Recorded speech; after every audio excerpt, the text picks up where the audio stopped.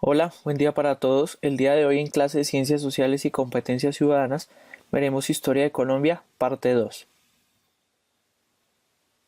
Habíamos quedado en la sesión anterior hablando de lo que se denominaba coloquialmente como la patria boba. Después de todo ese proceso y después de la campaña libertadora de Simón Bolívar va a venir lo que se denomina también por parte de los historiadores como la Gran Colombia. Ese proceso se caracterizó por las siguientes fases: el Congreso de Angostura en 1819, la Unión de Venezuela y la Nueva Granada. Posterior vendría el Congreso de Cúcuta en 1821, que daría por nacimiento a una constitución. Quito se une a esta unión, denominada la Gran Colombia, en el año 1822, y se pensó en crear un país grande y poderoso, en el cual se denominaba a Simón Bolívar como presidente.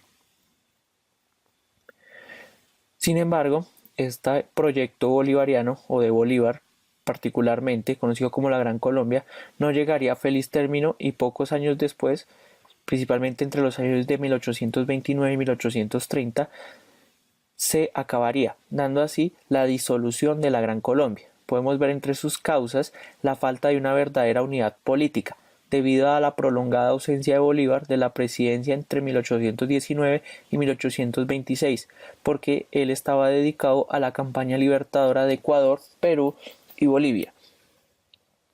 Otra de las causas que podemos hallar es la extensión del territorio. La comunicación entre las diferentes regiones fue muy difícil. Las provincias incomunicadas produjeron un regionalismo que después detonaría en la separación de la Gran Colombia. Estos regionalismos produjeron caudillos que buscaron manejar a su acomodo sus regiones sin atender al gobierno central. Ejemplo de ello fue la rebelión de Páez en Venezuela contra el gobierno de la Gran Colombia en 1826. Por último, en la Convención de Ocaña se enfrentaron los partidos de Bolívar y Santander. La convención fracasó y los primeros lo nombran dictador de la Gran Colombia. Tras la muerte de Simón Bolívar y la disolución de la Gran Colombia, nace la República de la Nueva Granada. Una vez disuelta la Gran Colombia, el departamento de Cundinamarca pasó a ser un nuevo país, la Nueva Granada, república cuya existencia estuvo entre los años de 1831 y 1858. Una vez disuelta la Gran Colombia, la Constitución de 1832 creó la República de la Nueva Granada y trató de reorganizar el país, que había quedado debilitado por las guerras de independencia. Durante un breve tiempo reinó la tranquilidad. Sin embargo, las guerras civiles y los cambios económicos volvieron a desestabilizar al país. En este periodo de la República de la Nueva Granada se destaca por la denominada Guerra de los Supremos. Los liberales, descontentos con el gobierno, unidos a las voces que querían autonomía regional, apoyaron al general Obando, y líderes de cada provincia se autoproclaman jefes supremos de las regiones. Por ello, esta se conoció como la Guerra de los Supremos. Los rebeldes fueron derrotados después de 2 años y las guerras civiles continuaron durante todo el siglo XIX. Como resultado de todos estos procesos de guerras civiles y disputas políticas por organización y administración del territorio, ya sea desde el centro o desde las regiones, también se dio una sucesión de diferentes constituciones. La Constitución de 1832, que es la que va a denominar al país como la República de la Nueva Granada, esta constitución otorgó mayor poder y representación a las provincias, pero recordemos que en este momento ya solamente estamos hablando de lo que de lo que fue el estado de Cundinamarca. Ya se había disuelto la Gran Colombia. Para 1843 tenemos nuevamente una constitución de carácter conservador liderada por Pedro Alcántara Herrán. En ella se aumentaron los poderes del presidente, se reformó la educación y se acentuó el carácter autoritario y centralista de la administración. En 1853 los liberales iniciaron el federalismo.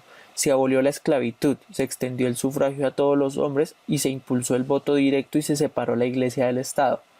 Para 1858 fue impulsada por Mariano Ospina Rodríguez, legalizó el sistema federalista, por lo cual cada estado podía imponer leyes y elegir presidente en su territorio.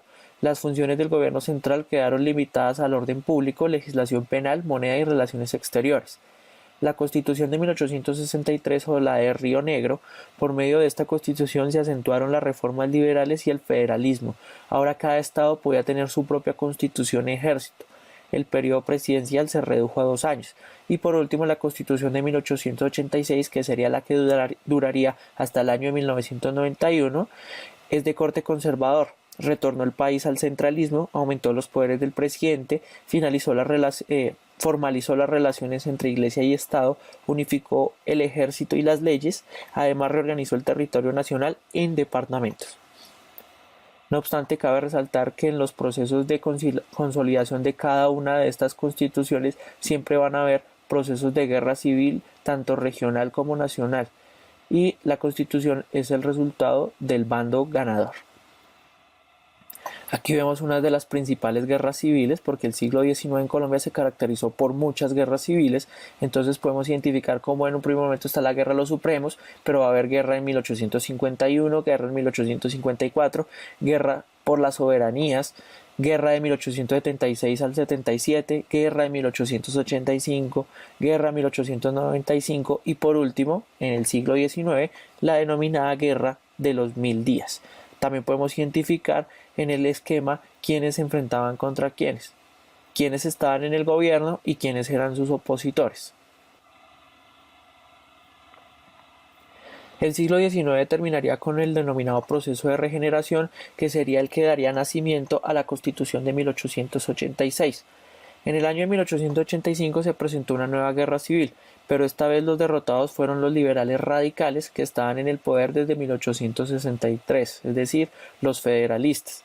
En consecuencia, Rafael Núñez se proclamó líder de un movimiento conocido como Regeneración, el cual proclamó una nueva constitución que rigió los destinos del país hasta 1991. A finales del siglo XIX, el país vivió una de sus peores confrontaciones, la Guerra de los 1000 días, producto de esta constitución de carácter ultraconservador.